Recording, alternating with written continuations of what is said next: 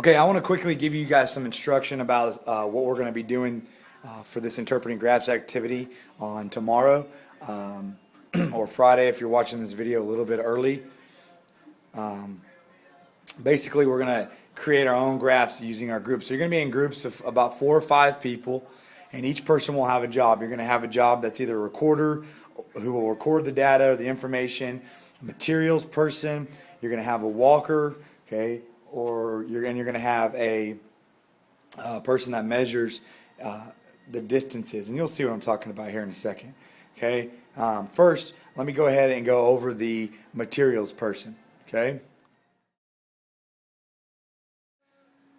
if you're the materials person, you're going to go and you're going to come get the materials when I tell you it's time, and you're going to grab some markers.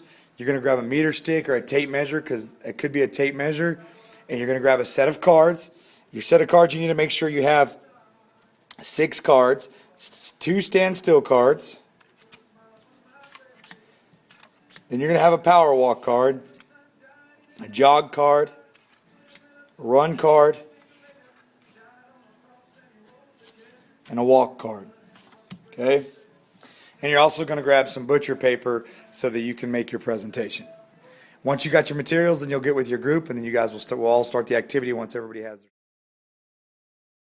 Okay, so once we get started, once everybody's ready to go, what we're going to do is we're going to go outside. You guys are going to find a designated start spot. I have some chalk if you want to take the chalk out there and create your own start spot. But what's going to happen is this. You are going to, the walker, whoever's designated as the walker job, he's going to start in that start spot.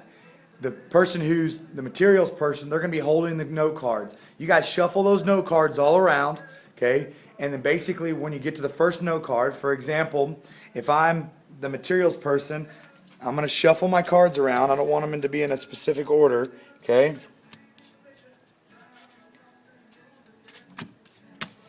Okay, what I'm going to do is this, is basically what happens is the walker will stand there, get ready to go, okay? The materials person will be holding the cards, okay? And the observer will be the one who measures, so he'll have the meter stick, okay? And the recorder will have their piece of paper and pencil to create a table. And so what's going to happen is the walker will be standing there, and then the teacher's going to blow a whistle. Once I blow that whistle, the walker will perform whatever it says on that card.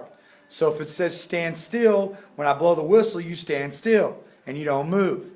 If it says walk, you just start walking at a relatively normal pace. If it says run, you run. If it says jog, you jog, and so on and so forth. Okay? After about 5 seconds, I'm going to blow the whistle again, and that means you stop doing whatever activity it is that you're doing. So if you're jogging, you stop jogging after 5 seconds and stay right there in place. Because then what's going to happen is the observer is going to come, and they're going to measure the distance from the start line to you, the walker. Okay? So that's the observer's job. Once he's measured that in inches or feet, okay, it doesn't matter which one you want to do. If you do inches or feet, then the observer is going to tell the recorder, hey, for the 0 to 5 seconds, he's gone 10 feet or whatever the case is. And you create that in your table, okay?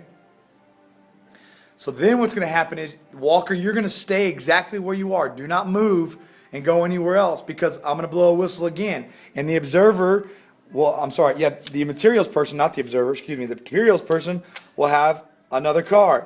And so walker, you're going to stay where you are, so where you finished the last round, and once I blow the whistle again, from where you finished the last round, you will start doing the next activity. So like in this case, we'll start walking.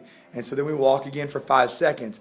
So after this is all said and done, walker, you're going to start at the starting spot and be kind of a good distance away from the starting spot between all the walks and the jogs and the run fast and all that other stuff. Okay? And then again, after that 5 seconds is blown again, you'll stop doing whatever activity it is. The observer will get the tape measure and again measure from the start point all the way to the walker, where the walker is finished. Okay? And then he'll give the data to the recorder again. Okay? All right, so with that being said, you will then take your information and create a scatter plot. Create a scatter plot with the points, but you're not going to just create a scatter plot. You're actually going to connect the dots. So you're going to plot the points on the dots, and then you're going to connect the dots. Okay? Once you've connected the dots, you'll have created a graph. I want on your butcher paper, using marker, okay, using the marker and your butcher paper, everybody, not just the recorder, is going to do this. You're going to write down and you're going to put the table on there, put all the group names on there, create your graph, okay? And once you've created your graph, you're going to connect, once you put the dots on your graph, you're going to connect the dots, okay? And then you're going to be ready to present it and tell me what happened by using your graph. This is part of the interpreting graphs lesson. And that's basically it. It's a chance for you to physically walk and be a part of the graph and then be able to tell the class what happened in your segments based on looking at your graph and how you can see that in your graph.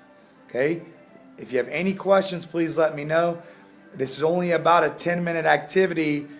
It's only a 5-minute activity as far as doing the walking and stuff, and then another 10 minutes or so to create the graph. So about a 15 total minute activity, and then you guys will present to the class.